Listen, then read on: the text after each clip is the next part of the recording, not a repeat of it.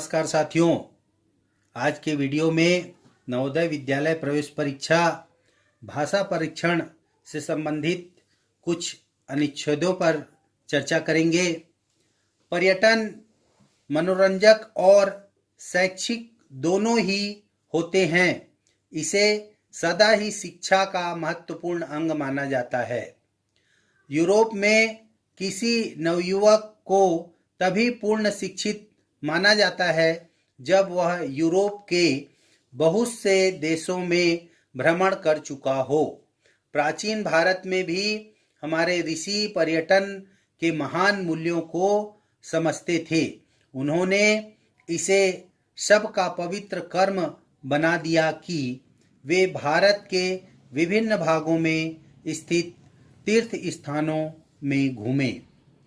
इससे भारतीयों में एकता की भावना को प्रोत्साहन मिला। ये एक अनुच्छेद है। इसी अनुच्छेद से हमें इन प्रश्नों के उत्तर देने हैं। यदि कोई पहला प्रश्न है इसमें, यदि कोई वास्तविक शिक्षा पाना चाहे तो उसके लिए खाली स्थान करना महत्वपूर्ण है। इस पैसेज में लिखा है, पर्यटन से संबंधित लिखा है। देखिए यहाँ पे, यदि शिक्षा को पूर्ण करना है तो पर्यटन से संबंधित उसे शिक्षा मिलनी चाहिए या पर्यटन किया हुआ होना चाहिए। तो यहाँ पे होगा, ए में दिया है अध्ययन, बी में दिया है कार्य, सी में दिया है पर्यटन और डी में दिया है ध्यान। तो इस पैसेज के आधार पे, इस गद्यांश के आधार पे पर्यटन इसका उत्तर होगा। यहाँ पे दिया है, देखिए, किसी नवयुवक को तभी पूर्ण शिक्षित माना जाता है जब वह पर्यटन किया हो।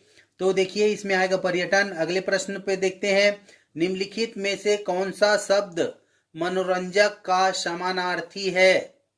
देखिए इस प्रश्न का उत्तर जो है, हम अपने पूर्व ज्ञान से आधारित जो समानार्थी शब्द होते हैं, समान अर्थ प्रकट करने वाले शब्द, उससे देंगे।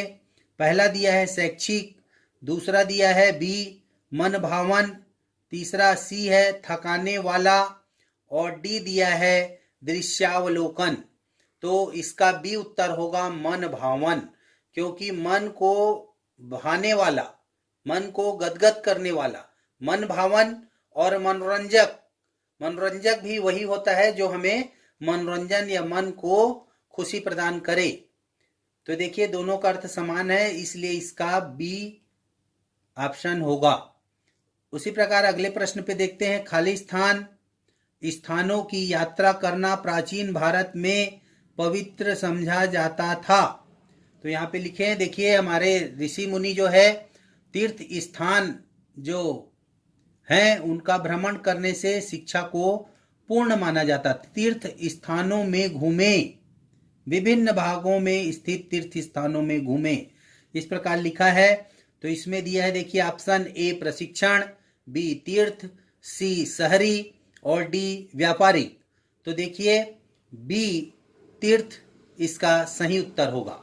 उसी प्रकार अगले प्रश्न पे, लोग यदि अधिक खाली स्थान करें तो उन्हें दूसरों के साथ एकता का अनुभव होता है।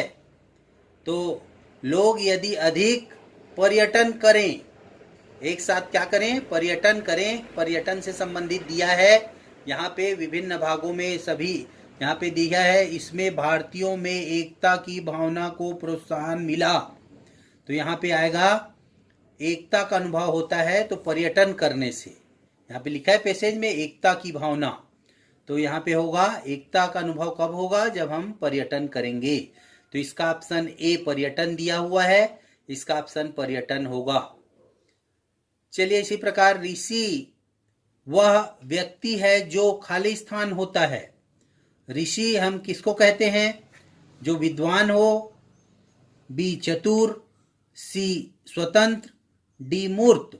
तो इसका ऑप्शन ए विद्वान होगा, क्योंकि ऋषि को विद्वान कहा जाता है। उन्हें सभी क्षेत्रों का ज्ञान होता है, जिससे वे अपने विद्यार्थी को पूर्ण रूपेण शिक्षित करते हैं। इस प्रकार गद्यांशों को हल किया जाता है। गद्यांशों को हल करते समय हम गद्यांश को, यदि हमारे पास पर्याप्त समय है तो एक बार अवश्य पढ़ लें। उसके बाद प्रश्न को पढ़ करके प्रश्न का उत्तर इन्हीं गद्यांशों में ढूंढने का प्रयास करें और इन गद्यांशों से संदर्भित ही उत्तर दें। आज का वीडियो आप लोग को अच्छा लगा हो तो लाइक करें, शेयर करें, सब्सक्राइब करें। धन्यवाद।